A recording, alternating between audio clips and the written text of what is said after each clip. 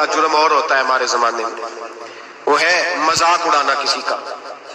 किसी का रंग अगर काला है तो किसने बनाया है? ऊंचा बोले, किसने बनाया है? कद छोटा है तो किसने बनाया है? रिश्ता देखने आया है बेटी का, बेटे का बाप है तो समझता है कि शायद मैं फिरौन बन गया हूं।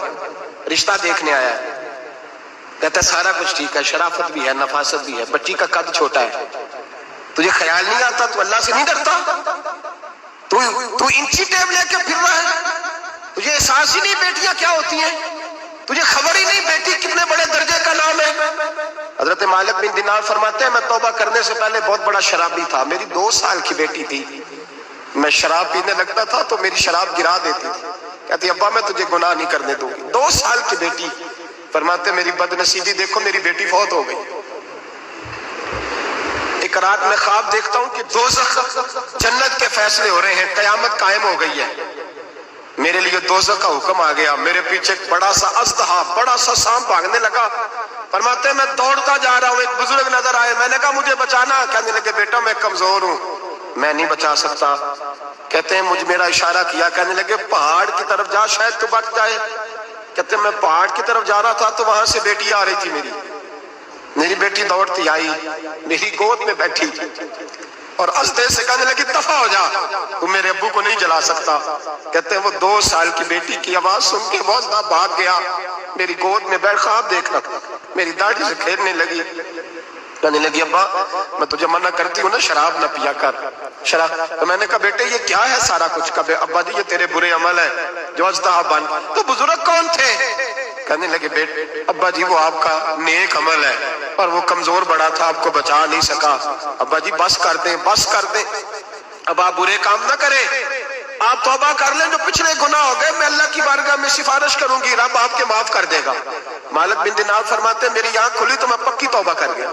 बेटियां तो बख्शवाने आई हैं दुनिया में, बख्शवाने, और यहाँ लोग फख्र करते हैं, फख्र से बताते हैं, कहते हैं मेरे बेटे के 15 रिश्ते हैं, शायद मुझे कुरानदाजी करनी पड़े, शर्म कर, हया कर। लोगियों की बेटियों के बारे में इस तरह के अंदाज इख्तियार करता है, तू गुनाह करता है, फिर उस पर तू फूलता नहीं समाता, उस पर तू फिर तुझे हया नहीं आती। लोग टीस करते हैं, मैंने देखा है, बहन के भाई को तकलीफ देते हैं, बेटी के बाप को तकलीफ देते हैं, अजियत पहुंचाते हैं।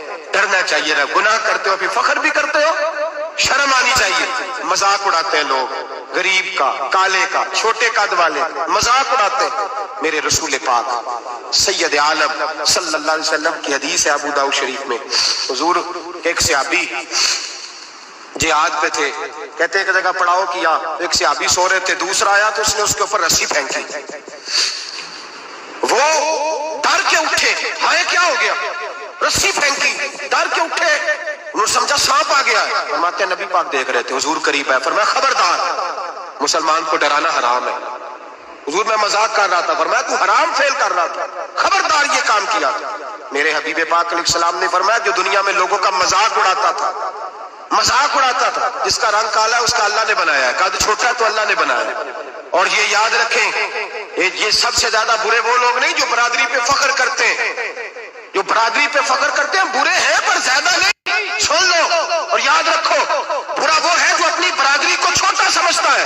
तूने अपने आप को कैसा छोटा समझ लिया? तुझे पता नहीं तू खुदा का बंदा है, मोहम्मद अरबी का नौकर है, कुंतुम खैरा उम्मतिन, तू सबसे ज्यादा शान वाला है। बुरा वो है जो अपनी बरादरी को छोटा समझे, जो ऊंचा समझे वो तो खैर बुरा है ही।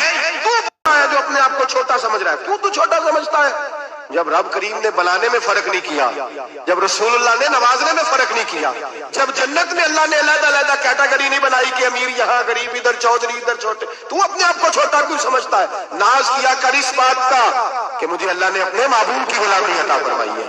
तू ज्यादा बड़ा मुजरम है अगर तू अपने आप को छोटा जानता है, ज्यादा मुजरम है, एहसासे कमतरी वाला ज्यादा जालिम है, ये याद रखो और समझे मेरी बात को, और जालिम है ये याद रखो और समझे मेरी बात को और गौर करें। मजाक करते हैं लोग, ओ फलानी बरादरी का मेरे सामने बात करेगा, फलानी बरादरी, और फिर तकब्बुर भी करते हैं। मेरे नबी पाक अलैहिस्सलाम ने फरमाया कयामत के दिन एक आदमी के लिए जन्नत का दरवाजा खोला जाएगा, वो दौड़ता हुआ जन्नत की तरफ जाएगा, जब दरवाजे के करीब पहुंचेगा तो दरवाजा बंद कर दिया जाएगा, वो फिर आएगा, फिर कहा जाएगा आजा जन्नत में, फिर दौड़ेगा, फिर जन्नत के करीब जाएगा, پھر وہ دروازہ بند ہو جائے گا، پھر مایوس ہو کے آئے گا، پھر کہا جائے گا واپس آ، کھل گیا دروازہ، کئی بار آئے گا، کئی بار جائے گا، روئے گا، تڑپے گا، پریشان ہوگا، فرشتے سے کہے گا یہ میرے ساتھ کیا ہو رہا ہے؟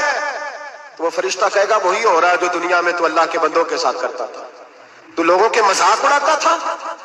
جوان اس کو کہتے ہیں جو پھپتیاں زیادہ کسے، جھکتے زیادہ کرے، بوڑھوں کا مذاق اڑائے، بیماروں کا مذاق اڑائے، غریبوں کا مذاق اڑائے، کسی کے پھٹے کپڑے دیکھ کے پھپتی کسے، وہ سمجھدار ہے؟ یہ گناہ کرنا پھر اس پہ پھولنا بھی؟ میرے نبی کریم علیہ الصلوۃ والسلام نے فرمایا رب کریم کے فرشتے کہیں گے تو بندوں کے ساتھ ایسا کرتا تھا، آج تیرے ساتھ ایسا ہوگا۔ میرے نبی رحمت سید عالم علیہ السلام کے غلام، میرے بھائیوں بہت زیادہ نہیں کرتے لوگ آج مذاق؟ بڑا ظلم نہیں کرتے؟ تکلیف نہیں دیتے؟ میں نے بوڑھوں کو روتے دیکھا ہے، میں نے غریبوں کو روتے دیکھا ہے، میں نے مسکینوں کو روتے دیکھا ہے، بیماروں کو تڑپتے دیکھا ہے، میں نے دیکھا ہے لوگوں کو تکلیف میں، لوگوں کو دکھ میں دیکھ کے مذاق اڑاتے۔